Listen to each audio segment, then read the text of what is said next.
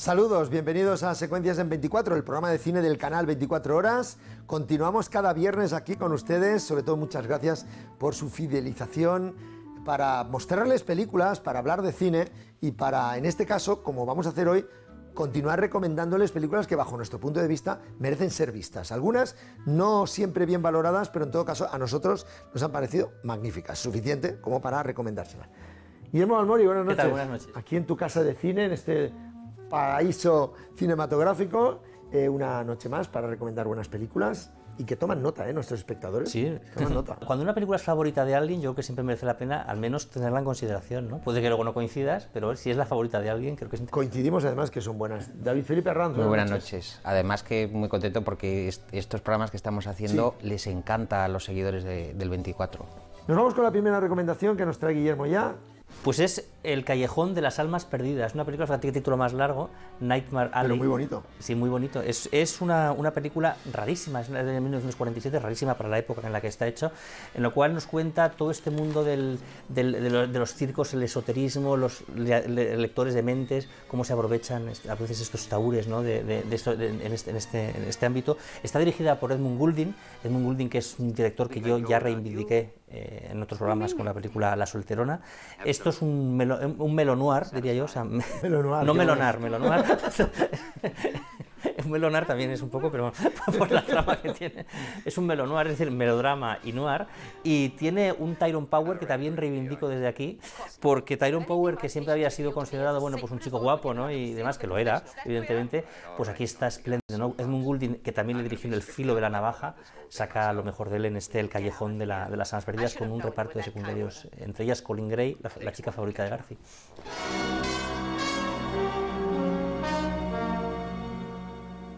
Listen to me. I'm no good. I never pretended to be. But I love you. Son las películas que les recomendamos y que en algunos casos, como bien dice Guillermo, son rarezas o poco conocidas. No sé si la que nos trae ahora David Felipe es muy conocida. Una auténtica joya. La película en sí mismo es una aventura.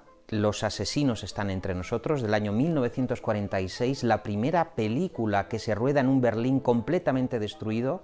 Wolfgang Staudte lleva a sus equipos al Berlín soviético y la protagoniza una bellísima Hildegard Neff, actriz alemana, que volvía ella de un campo de concentración en Polonia, en la vida real, y resulta que interpreta a una alemana que vuelve de un campo de concentración.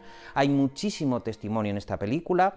Wolfgang Staudte además contrata a un actor que había sido miembro del régimen nazi, nunca renunció a llevar la insignia y la esvástica de los nazis, y es Ernest Wilhelm Bocher, que hace el papel del doctor, y de hecho la película tiene que censurar el cartel y quitarlo de la polémica que se produce. A los 2 días o 3 se fallan los juicios de Nuremberg. Una película sensacional y documental impresionante.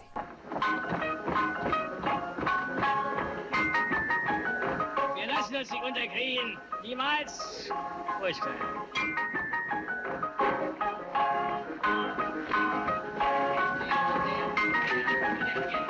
Pues yo la película que traigo se la he robado, creo, a Guillermo Balmori. La compartimos. La compartimos. El rapto de Bunny Lake. Una maravillosa película de Otto Preminger con una fotografía en blanco y negro excepcional, con unos créditos iniciales de Saul Bass realmente magníficos, pero sobre todo lo que me llamó a mí mucho la atención cuando la vi hace mucho tiempo en el cine Capsa, desaparecido de Barcelona, fue ese aire trágico, esa atmósfera absolutamente asfixiante a partir de que desaparece la niña al ir a recoger en el colegio, y ese drama que supone la ausencia y no sabemos lo que está pasando, atrapa al espectador desde el primer momento, además con Kate Dulea, que venía de el 65, no había hecho aún 2001 Odisea del Espacio, no era aún conocido como el famoso astronauta, pero junto con Carly Lindley, Laurence Olivier, Noel Coward, Martita Hunt y Oliver Reed, también tiene un pequeño papel, crean una atmósfera absolutamente intrigante, pero sobre todo asfixiante, agobiante en toda la película, El rapto de Bunny Lake, que favorece esa fotografía en blanco y negro. Esa era mi primera recomendación. To have belonged to the great one himself, the Marquis de Sade. I have his skull here At least, that's what they told me in the Caledonian market. Mi segunda recomendación, Moisés, es Mentira latente. Vuelvo otra vez a Mitchell Leisen, que ya sabes que es mi debilidad. Y Mentira latente, fíjate el argumento, qué bueno, Moisés, una señora que está embarazada, una madre soltera que está embarazada, intercambia en un vagón de tren el anillo de casada de otra pasajera, porque se lo quiere probar, y el tren tiene un accidente y resulta que los suegros de la verdadera, de la casada que tenía el anillo, se creen que esta mujer es su nuera, y porque no la conocían. Se crea un ambiente de cine negro increíble, de suspense, de cine negro, también melonuar, también lo calificaría yo, y da Barbara Stanwyck, por cierto, es la actriz maravillosa, otra actriz a reivindicar, la actriz favorita de Garci, por cierto, y que yo creo que hay que reivindicar porque a veces se nos olvida, siempre hablamos de Bette Davis, Joan Crawford, y Barbara Stanwyck es una de las grandísimas actrices con carácter, y demuestra eso, que Mitchell Leisen era bueno en comedia, era bueno en drama, y era muy bueno también en cine negro. I will. Mi recomendación, El placer, del año 1952, de Max Ophüls, cineasta alemán impresionante. Todo lo que hizo, todo lo que filmó Max Ophüls es una obra maestra, sobre todo porque documentaba la caída del Imperio Austrohúngaro, los viejos romanticismos de la Europa que se desescombraba, y en este caso, El placer es finales del siglo XIX, ambientada en París, a partir de los relatos de Guy de Maupassant. Son 3 relatos: La casa atelier, La modelo y uno que a mí me encanta, que es La máscara. Detrás de la máscara de ese hombre que baila con las más jovencitas se oculta un anciano. El momento del descubrimiento yo creo que a los telespectadores los va a dejar boquiabiertos. Daniel Dago, Jean Gabin, Simone Simon, la mujer pantera, y la película favorita de tu director favorito, Stanley Kubrick. Él la tenía allí en su mesilla de noche. Y luego la música que aparece en la película, hay una labor de investigación por parte de Max Ophüls, son todas las músicas que sonaban en París a finales del siglo XIX, y el retrato de un burdel con una madame que se lleva a todas las señoritas del burdel de vacaciones, de fin de semana. Yo hago un giro en el melonuar y en este tipo de películas clásicas para ir a una comedia del 70, concretamente del 75, italiana. A mí personalmente, y me estoy riendo solo de recordarlo, es Fantocci. Fantocci, las desventuras de un funcionario.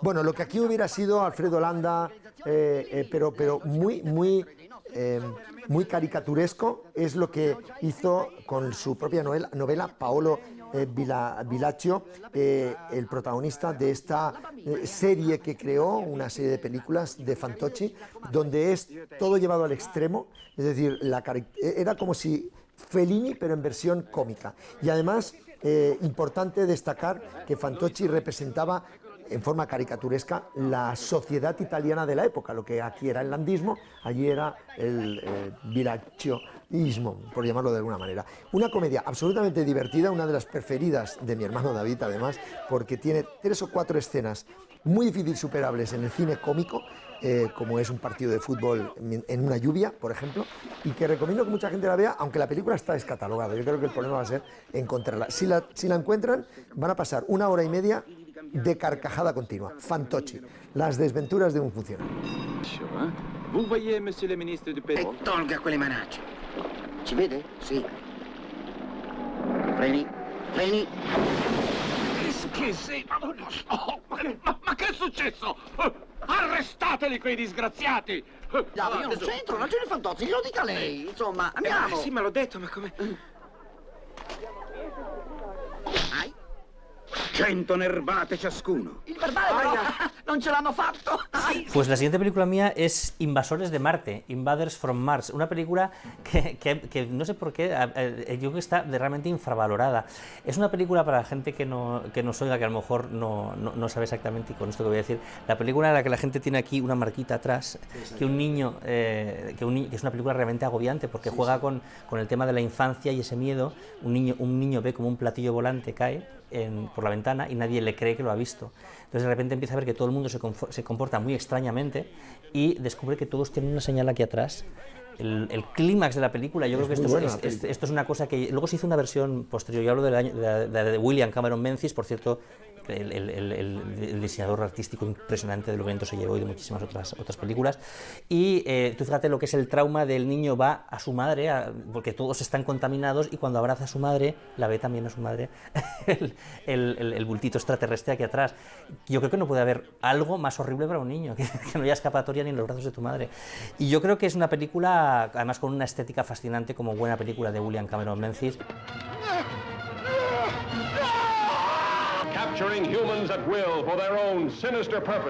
Yo la recomiendo, ya digo que está, creo que infravalorada, yo la considero una de las grandes de la ciencia ficción.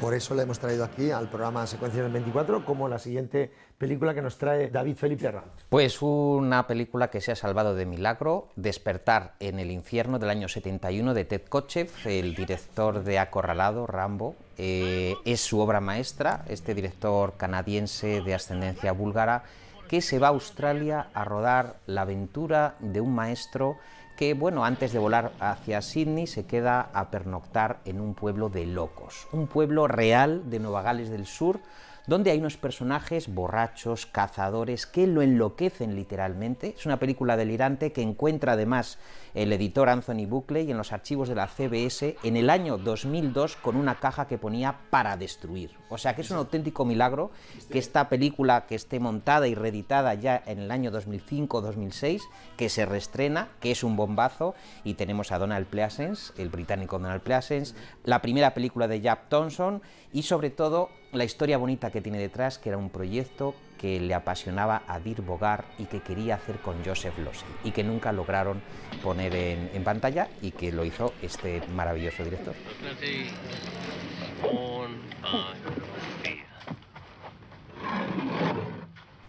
Continuamos con las recomendaciones de películas extrañas o importantes, pero no tan conocidas. Y ahora os traigo la penúltima película que interpretó Peter Sellers, una película que fue ampliamente reconocida porque era un registro no cómico del gran Peter Sellers. Bienvenido, Mr. Chance.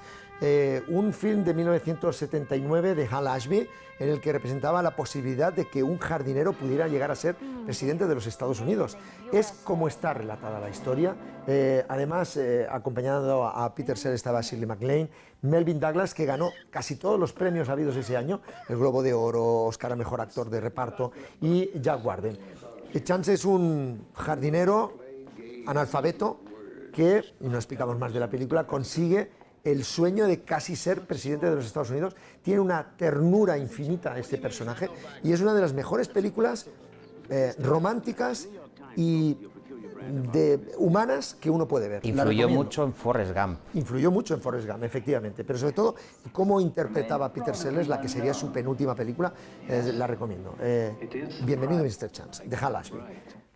Siguiente recomendación. La siguiente recomendación es una película que a mí me encanta, me gusta muchísimo esta película. Esos tres es la... ¿Nosotros tres? Nosotros tres. Estos tres, esos tres. Esos tres es la película, la primera versión, todo el mundo conoce más de William Wyler, La calumnia, la película basada en The Children's Hour, la obra de Lillian Hellman. Esta película de Shirley MacLaine y Audrey Hepburn, que son dos profesoras a las que una niña dice que una de ellas es lesbiana. Bueno, pues yo me voy a la versión anterior, también dirigida por William Wyler, y que a priori debería ser peor porque la censura no dejó que se tratase en el año 36. El tema del lesbianismo es con Joel McCrea, Merle Oberon, Miriam Hawkins, pero lo que hace esta película es, en vez de que la niña diga que son lesbianas las profesoras, lo que dice es que hay un triángulo amoroso entre los tres profesores, y esto le da un aire romántico que no tiene la segunda parte, porque lo que se pregunta la profesora es si está enamorada del novio de su amiga, y esta parte romántica es preciosa. Hay una anécdota muy graciosa en esta película, y es que cuando se compró los derechos le preguntaron en una rueda de prensa a Samuel Goldwyn: pero usted sabe la obra que ha comprado, usted sabe que habla de lesbianas, y se quedó así porque él no lo sabía y dijo: no se preocupen, haremos de los protagonistas verdaderos americanos. Y es lo que hizo. Y es lo que hizo con la película. Y David Felipe, ¿qué película nos traes ahora? La italiana Así como eres, del año 78, de Alberto Lattuada, un escándalo en la época. Marcello Mastroianni, Natasha Kinski, Paco Rabanne, Mónica Randall, una producción muy compleja en la que se cuenta la historia de un hombre maduro que se queda fascinado por una muchacha que en la vida real, Natasha Kinski, tenía 17 años. Fijaos lo que es esa relación de una menor de edad con un hombre casado, que se enamora perdidamente de Natasha Kinski. Está bellísima en la película, contiene unas de las escenas eróticas más famosas de la historia del cine, entre estos dos grandísimos actores, rodadas por Latuada con una ternura increíble y sobre todo es el Latuada que había visto en Natasha Kinski, que solo había hecho 3 películas, una grandísima actriz que tuvo una proyección como sex symbol a lo largo de todos los 70 y parte de los 80. Cuesta creer que era hija de Klaus Kinski. Y cuesta creer, bueno, de hecho, tanto cuesta que Klaus Kinski torturó psicológicamente a su hija. O sea, que es que Klaus Kinski es que torturaba a todo el mundo que estaba a su alcance. Look, a 4-leaf clover. It's lucky, you know. Make a wish. I, you, and the desert. Nice. Ahora os traigo una película muy dura, una animación de los estudios Ghibli, dirigida por el discípulo de Miyazaki, que es Isao Takahata, película del 88, La tumba de las luciérnagas. Para nada un cine familiar, es una historia ambientada en la Segunda Guerra Mundial en Japón, de 2 niños huérfanos, absolutamente rasgadora, o sea, es una de las películas que no recomendamos ver a nadie que esté con un bajón anímico, pero que es una obra maestra en todos los sentidos, un clásico de la animación mundial y que sin duda alguna está entre lo mejor junto con El viaje de Chihiro o el Castillo ambulante de los estudios Ghibli. Lo que más llama la atención es la dureza de una historia infantil y en animación, cómo puede llegar a tocar el alma y el corazón de la manera que lo hace. La tumba de las luciérnagas, obra maestra absoluta que recomiendo y que sobre todo cuando la vean van a entender el por qué la hemos querido recomendar también aquí, porque es de esas películas que tienen mensaje, el mensaje que toca el corazón. ¿Por qué se mueren tan rápido las luciérnagas?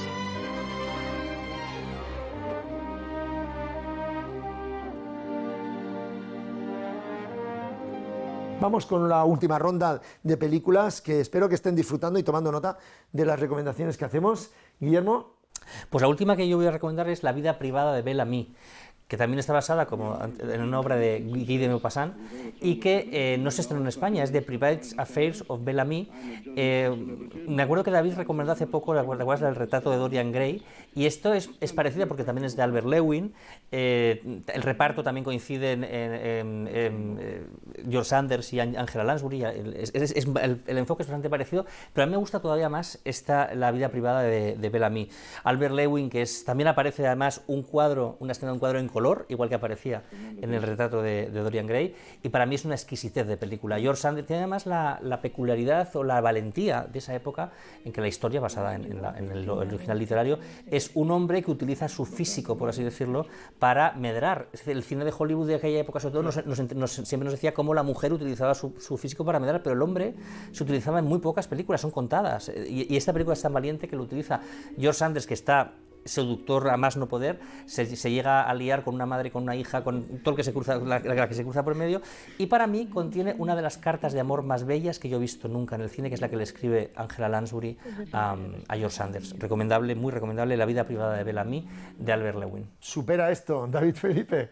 Pues la única película dirigida por Tom Stoppard, uno de los grandes guionistas de la historia del cine, Rosencrantz y Guildenstern han muerto, de 1990. Es una frase original con la que casi Shakespeare cierra el Hamlet, cuando los dos embajadores de Inglaterra entran allí y ven el desastre de los muertos y dice, bueno, les traemos el mensaje de que sus órdenes se han cumplido y Rosencrantz y Guildenstern han muerto. La protagonizan Richard Dreyfuss, Tim Roth, Gary Oldman, y sobre todo es una película sobre cómo convertir a 2 personajes insignificantes y secundarios en los protagonistas de la obra. Una película sobre el destino y una película sobre la necesidad de comprender los hechos que nos rodean. La iba a hacer Sean Connery, pero como tuvo un problema de laringe no la pudo protagonizar, pero Richard Dreyfuss, como el jefe de la compañía, que va a representar esa trampa, ¿os acordáis? En el palacio del usurpador Claudio, con todos los actores, hace un papelón impresionante. La recomiendo. Rosencrantz y Guildenstern han muerto. Los 2 personajes de Shakespeare. His brethren wooed his widow. The poisoner mounts the throne. Here we see him and his queen give rein to their unbridled passion. Enter Lucianus, nephew to the king. Usurped by his uncle and shattered by his mother's incestuous marriage. Yo he dejado para el final una película especial que mucha gente ha visto, y seguramente los de nuestra generación la han ido a ver en el colegio y en su época infantil. Marcelino Pan y Vino, la película del 54 de Ladislao Bagda, considerada una de las claves del cine español, no solamente cine religioso, sino también porque descubrió a Pablito Calvo, que era el niño prodigio junto con Marisol y otros grandes niños prodigios, pero sobre todo Pablito Calvo. Junto a él está Antonio Vico, Rafael Ribelles. Bueno, he cogido esta obra porque además de que es una historia tierna, muy bonita, que a muchos nos ha quedado en la memoria, ese niño abandonado en un convento que le subía a ese crucifijo que había ahí, ese Cristo, pan, vino y que hablaba con él. Esa historia además, bueno, pues nos tocó a todos mucho, pero sobre todo también la he escogido porque era una de las películas que más le gustaba a mi madre, que falleció hace poco y al que le dedicamos este programa, porque además veía siempre secuencias en 24, y eso es una película que me acuerdo mucho haberlo comentado con ella, porque tenía eso, ¿no?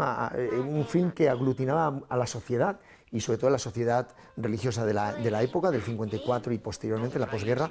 Pues Marcelino Pan y Vino es todo un clásico del cine español, y yo creo que del cine europeo, porque si hiciéramos una lista de cine europeo, seguro que Marcelino Pan y Vino estará ahí. Así y que, tuvo un éxito impresionante en Italia, más que en España. Bueno, además ganó un par de premios importantes en Cannes, la mención especial al cine actuación infantil a Pablito Calvo y premio OCID, y luego en el Festival de Berlín consiguió el Oso de Plata. Una gran película. Hoy te traigo pan y vino. No sé si te gustará. ¿No podías bajar tú y comértelo aquí? ¿No te doy miedo? No. ¿Sabes entonces quién soy? Sí, eres Dios. Eres un buen niño y yo te doy las gracias. Vamos ya con las recomendaciones literarias después de las cinematográficas, y nos vamos con todo un clásico. Pues fíjate, este es un libro, uno de los libros que más me gustó a mí editar en su día, que se llama Se las llevó el viento. Me gusta mucho el título porque el subtítulo es Las candidatas al papel de Escarlata O'Hara. Es de Notorious Ediciones, la autora es Elisa Agulló, y es, tú fíjate, se sabe, ¿no? Todas estas historias de todas las candidatas, todo Hollywood quería protagonizar, quería ser Escarlata O'Hara, incluso las amantes de los productores querían ser Escarlata O'Hara, las hijas del no sé qué, las pruebas que se hicieron, entonces todas ellas, las famosas, las no famosas, todas ellas se estudian en este libro, pues los intentos que hicieron, que hubo auténticas guerras entre divas por llegar a interpretar a Escarlata O'Hara, y es un libro, la verdad es que muy ameno de lo que es la historia de Hollywood y la historia, un aspecto, fíjate, un libro entero dedicado a ese aspecto de la película por excelencia de la historia del cine, que es lo que el viento se llevó. Se las llevó el viento, las candidatas al papel de Escarlata O'Hara, Elisa Agulló, de Notorious Ediciones. Además siempre también editado por Notorious y bueno, pues, bueno, vienen fotos de hecho de todas las candidatas. Lo que ha dado, lo que el viento se llevó, un libro de Notorious, solo las candidatas. La siguiente recomendación de David Felipe también habla de otra mujer importante. Además que estamos celebrando el centenario recordando los 100 años del fallecimiento de la condesa de Pardo Bazán, doña Emilia de Pardo Bazán, que ha estado estos días en los telediarios por otros motivos, no estrictamente literarios. Es Insolación, que la ha publicado exquisitamente Reino de Cordelia, con los dibujos de Javier de Juan y un prólogo de Luis Alberto de Cuenca. Se sale de la norma aquí la gran escritora, porque no es realista, es una novela muy divertida donde una condesa, o marquesa mejor dicho, viuda, resulta que se enamora de un jovencito y rompe todos los esquemas de su época. Un jovencito gaditano que la seduce y recuerda estos hechos con una resaca tremenda que tiene en San Isidro, en la feria de San Isidro. El alcohol se le sube a la cabeza y empieza la novela contando ella cómo se ha ligado a este chavalín. Termina con final feliz. Por eso doña Emilia Pardo Bazán dijo: voy a darles un poco las narices, que yo soy una mujer muy mujer. Así que Insolación, Emilia Pardo Bazán, en Reino de Cordelia. Y mi recomendación es un libro de un gran seguidor del programa, un gran crítico, César Bardés, que ha escrito un libro sin ninguna otra intención que la de disfrutar de los artículos que él escribe de muchas películas de todo tipo de género. Está desde Viento en las velas hasta Los Siete Magníficos, Mi tío, todas las películas que a él de alguna manera le han emocionado, pero la manera en la que lo escribe y que ha editado también Editorial Quadrivium. Bueno, pues César Vardés lo que ha hecho es recopilar artículos desde el corazón, la imagen en el alma. La imagen es el cine y el alma es lo que toca. Un libro muy recomendable, donde van a disfrutar de cada una de los pequeños artículos de cada una de las películas, porque está hecho con el alma y además es un buen amigo del programa, César Vardés, al que esperamos tener un día en el programa para que hable con nosotros de cine, sobre todo porque tiene muchas anécdotas que en sus redes sociales apunta de muchas películas, autores, escritores y sobre todo actores y actrices. Así que les recomendamos este libro, Editorial Quadrivium, con prólogo de Lorenzo Silva, este libro de César Vardés, La imagen en el alma. Y de esa imagen en el alma al alma visual de esa enciclopedia magnífica que cada semana nos trae Guillermo Balmori, cinecinéfilos.com. Traemos esta vez la primera vez que el público pudo ver a Humphrey Bogart en una película. Fue además en una película de John Ford, fíjate, Río Arriba se llamaba, le estamos viendo en estas imágenes la primera vez que el público pudo verlo. No era muy jovencita, no era gángster, era un presidiario. Y coincide que además esa película también debutó en esa película también Spencer Tracy, fíjate, fue el debut de los dos en este Río Arriba, una de las primeras películas de John Ford. Qué grande era John Ford, descubriendo talentos como este.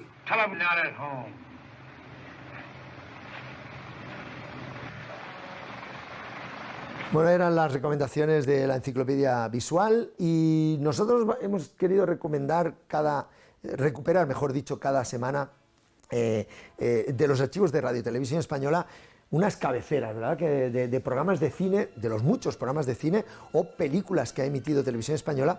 Pues si echamos la vista atrás y tirando de archivo, que es tan inmenso el de Televisión Española, hemos visto alguno ya, esas cabeceras que nos sitúan, inmediatamente nos retrotraen en el tiempo. Pues hoy hemos recuperado una cabecera mítica, que es la de Sábado Cine, con la música del compositor español Miguel Ángel Tallante. Desde el 76 al 86, esta sintonía nos acompañó.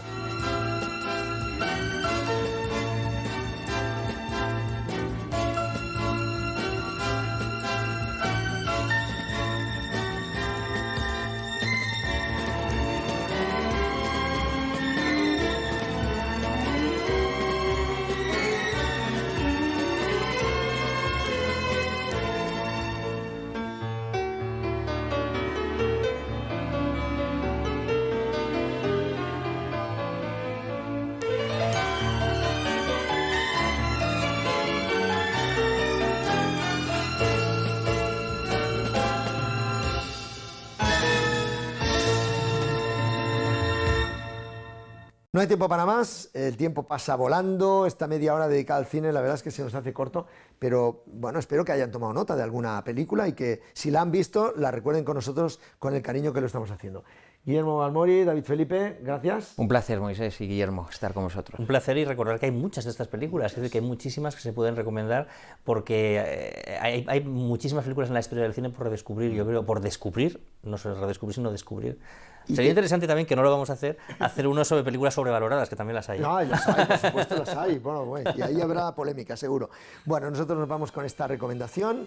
La semana que viene más cine. Gracias por estar ahí cada semana, por seguir nuestros consejos y sobre todo por estar en el canal 24 horas y en este Secuencias en 24. Hasta la semana que viene.